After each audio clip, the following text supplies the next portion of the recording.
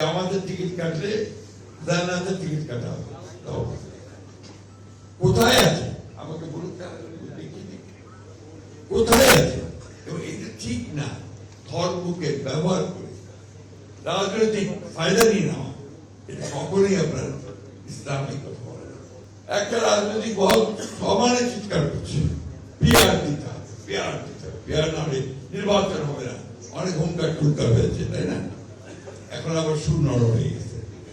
এখন দেখা যাচ্ছে নির্বাচনের জন্য সব চতুর্দিকে দৌড় চলছে, তাই তো?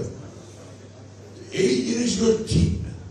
মানুষকে যেটা বলবেন সেটা সঠিকভাবে যাওয়া উচিত, কিন্তু মানুষকে বোকা বানিয়ে ভুল পথে পরিচালিত করা আমার মনে হয় না। আপনাদের সবাই আলেমুলামারা আছেন, এটা ইসলাম আমাদেরকে কোথাও বলেছে, এটা আমার কিছুদিন আগে একজন বললেন জামাতের টিকিট কাটলে জান্নাতের টিকিট কাটা হবে।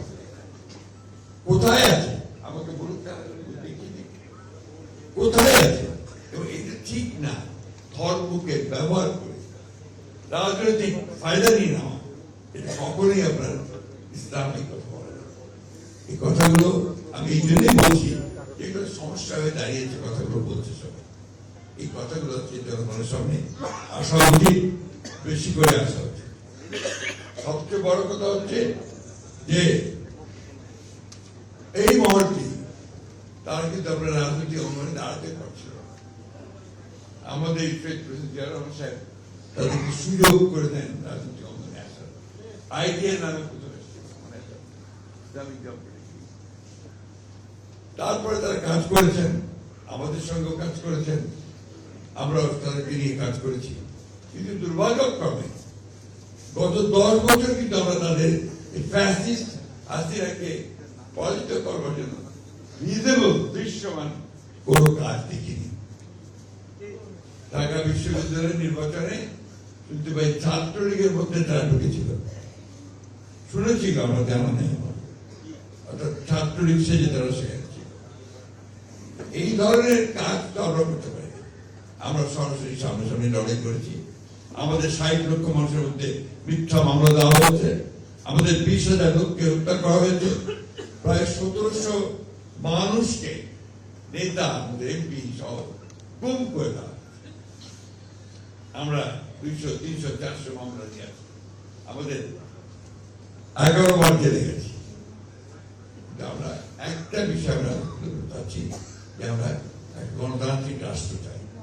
দেশের বেগম খালেদা 6 বছর কারাগারে রাখা হয়েছে।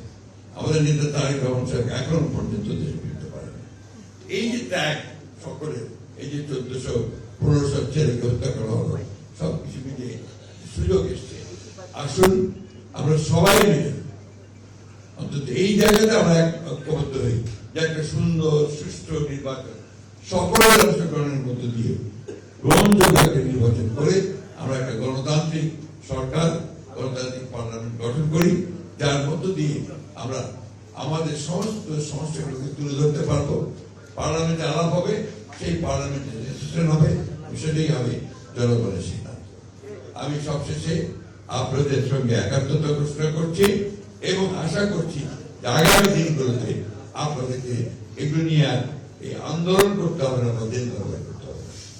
ধন্যবাদ।